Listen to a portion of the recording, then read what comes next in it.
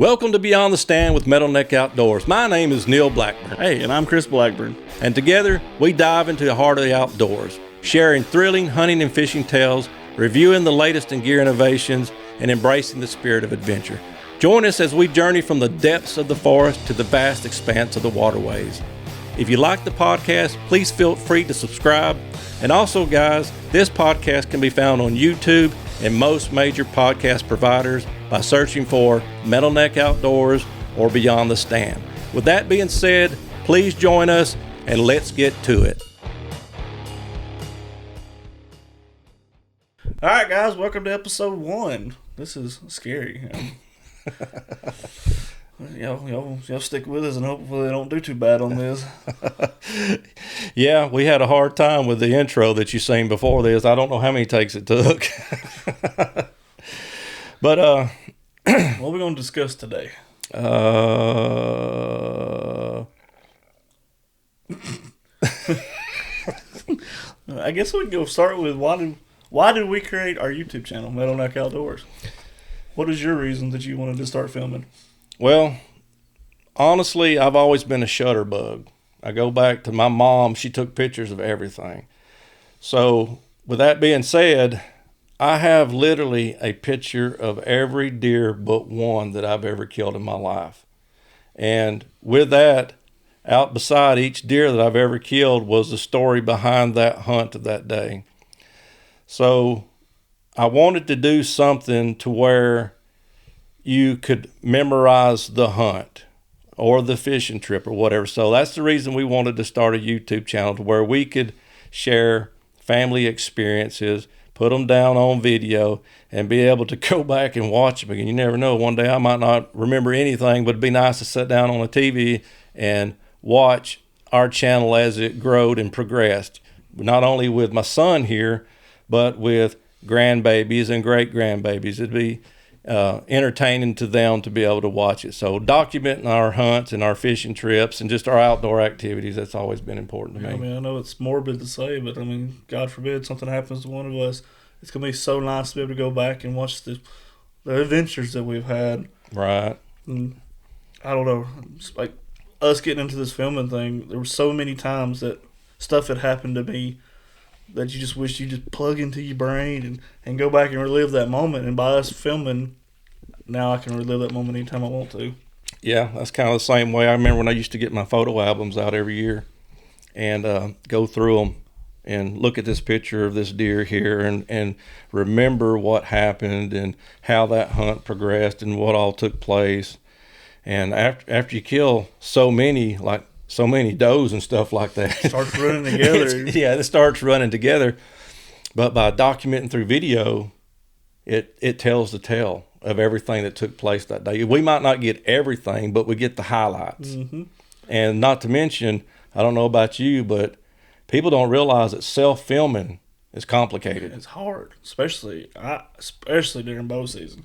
You know, I can't tell you how many times something's got away from me. Mm-hmm. Just by filming, just by trying to get... Trust me, I've heard him cuss plenty of times about it. Just trying to get the shot on video. And a lot of times now, honestly, you know, it's not like I'm making any money off of a YouTube channel or anything like that. So if I don't get the kill shot, I don't get the kill shot. You know, it's more important to me to be able to, if I go under the woods to harvest that animal, to try to harvest it.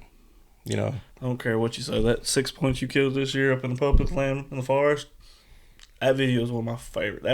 That video reminded me of the old Dan Fitzgerald videos, of the old Roger Ragland videos of him standing next to a creek with a gun in his hand, and here comes a deer come running at him. He shoots it in the middle of the creek. Same thing right there, playing peekaboo with a 6 point. Yeah. If you guys haven't seen that, you need to check that out. That is a very good video, and it kind of blew my mind the way that video actually worked out. I mean, everything worked out to the T of what I said it was going to do, and it did. And I've actually nicknamed that deer. What's that? Big old moose off of Bullwinkle. Bullwinkle, yeah. Bullwinkle. He looks like Bullwinkle because he's just real wide and no brow tines whatsoever. But I tell you what, the excitement that I got from that hunt made it worth it. I couldn't I could not shoot that deer with the excitement that it gave me on that trip. I mean, it was perfect. That video to me entitles kind of like what we want to do with this podcast. You went in, you learned the area that you were going to, you scouted it, figured out where the deer were, went in there the next day, got right back in where you were, and were on top of the deer. I mean, pretty much from daylight. Right. Not to mention by doing that, I found a good spot to hunt next year and the year after that. So I got a lot of intel off just that one hunting trip. Just by putting boots on the ground. And not to mention, we got turkey season coming up here, Monday? Mm-hmm. And guys, to me, that sucks. It's not fair. I don't know how you feel about that, but turkey season opening up on a Monday doesn't make sense to me, especially for us working guys that's got jobs. And I'm talking about, some of us have pretty important jobs where, you look forward to the weekend. You can't afford to take off during the middle of the week to go hunt. And I was thinking about that, and our turkey season here statewide is only 44 days. 44 days. But and you open this on the Monday, and that only gives us working people. Yeah, your Monday through Friday guys. Your Monday through Friday guys, that only gives us 12 days to hunt and try to harvest a bird. That's sickening. That makes me want to puke because I love turkey hunting. Oh, I love so turkey much. I wished I had a job where I could take off the whole turkey season, but I don't. So I'm always behind the turkey. It's so hard to pattern anything when all you live for is Saturday and Sunday, and not a full day on Sunday, because a lot of us, you got to get up. I get up to crack of dawn. I have to be at work by 5 or 5:30. So, I got to get in bed. So I can't sit there and a lot of times hunt all the way to the end of the day on a Sunday. I'd like to a lot of times, but it wears on me. I mean, honestly, you feel bad hunting all weekend because you got family that you haven't seen most of the week because you've been working. Yeah, been working. But and the other thing is here locally, our national forest land, the season starts April 8th and goes out May 8th. So that even lowers your weekend hunters' chances. And now they made it like management area. It closes at 1 p.m. And if I'm not mistaken, with that being said, starting April 8th and into May 8th, that only gives us weekend hunters 8 days. 8 days to hunt. 8 days to hunt something that you love to hunt. 8 days.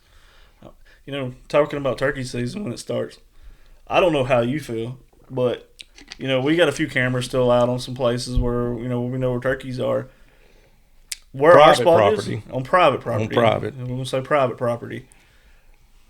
I feel like the turkeys are almost done because you've watched, 3 weeks ago, these turkeys were all on the field. There's 2 or 3 toms all strutting in the field all over a bunch of hens. And as of 2 days ago, there's nothing happening. Same places that these turkeys were, and now they're not there. You might see a hen come scraggling through every now and then.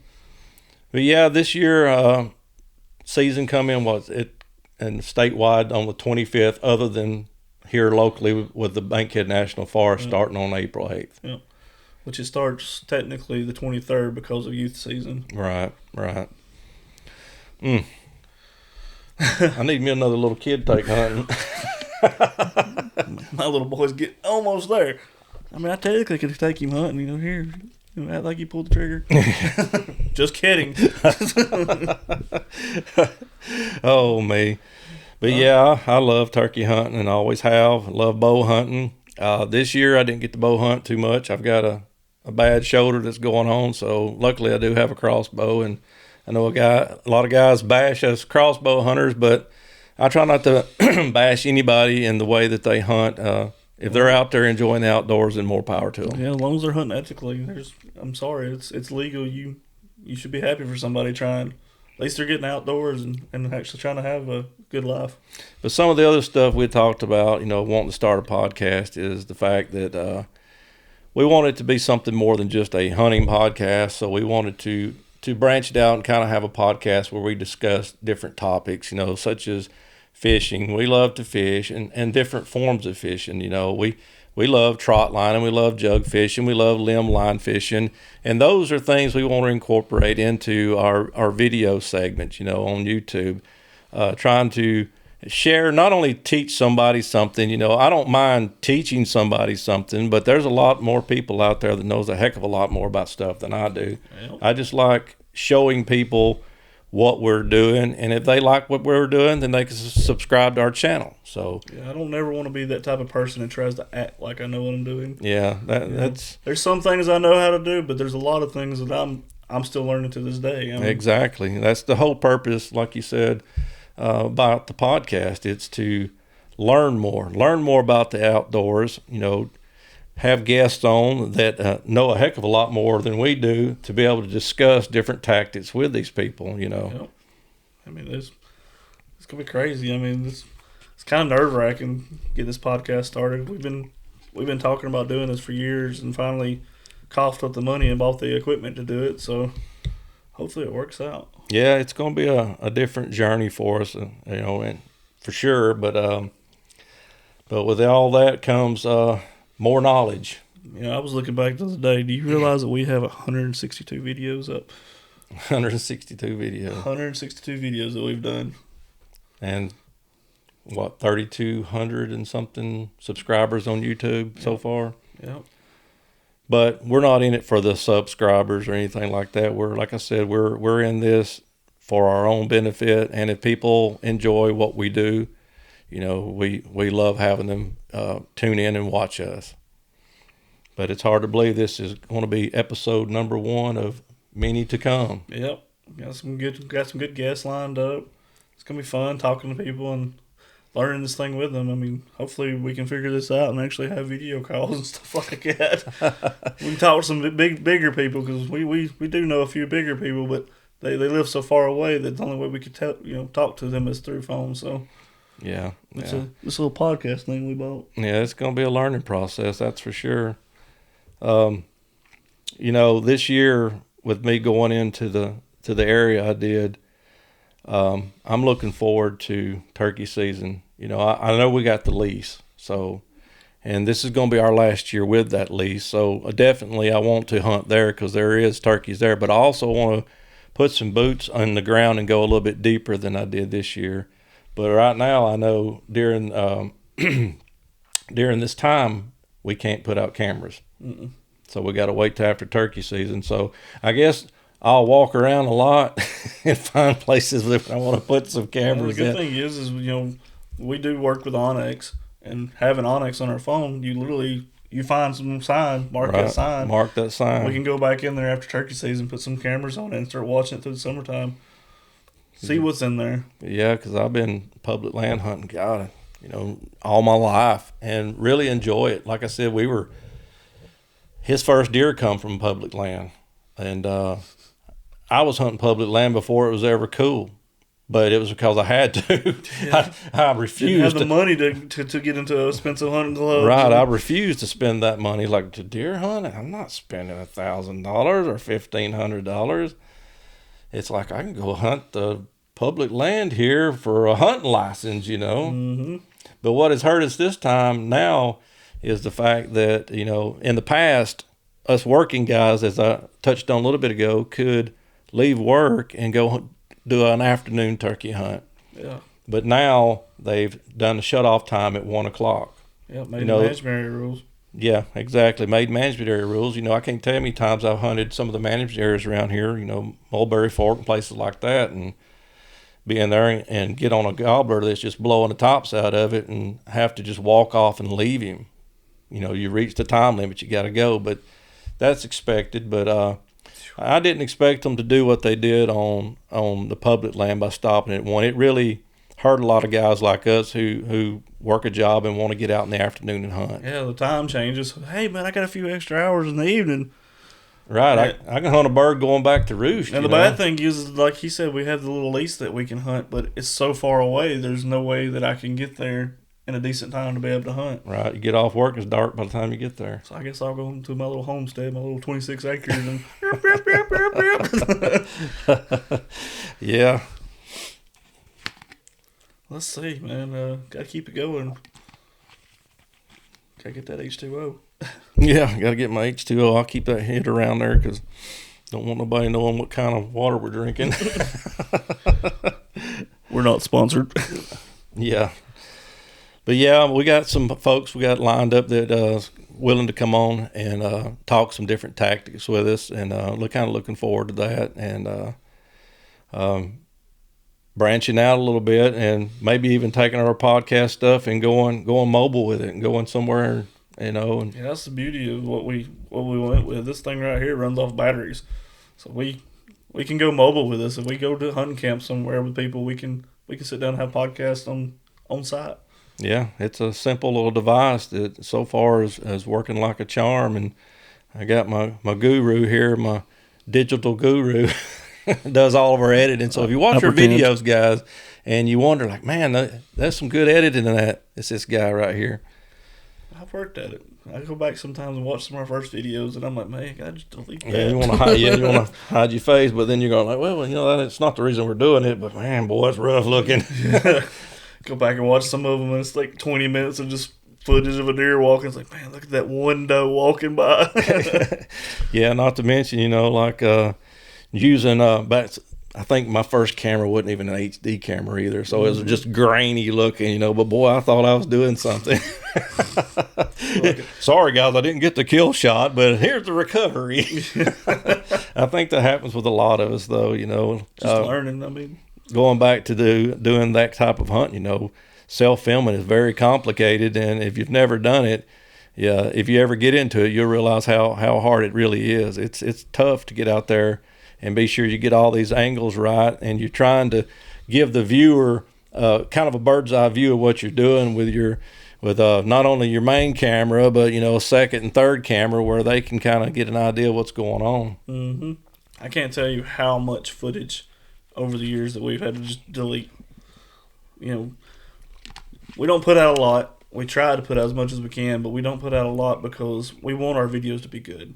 I don't want to just put out, hey guys, nothing happened. See y'all next time. Yeah, you see that a lot too. People just trying to keep their face out in front of people, but I don't want to put it out if it's not quality. Don't get me wrong. I know the more subscribers we got, I'm so thankful for them, but I want to be more engaged with them. But also, I don't want to put out trash. I don't want to be embarrassed by what we're putting out. Right. And hopefully, by starting this podcast together, people can get more engaged with us and get to know us better than just seeing us every now and then in a hunting video. Exactly, because we're going to try to plan on doing, start out doing this maybe weekly, and the more engaging we get with people, maybe, we'll see where it goes from there. Yeah, be fun to take questions from the audience one day.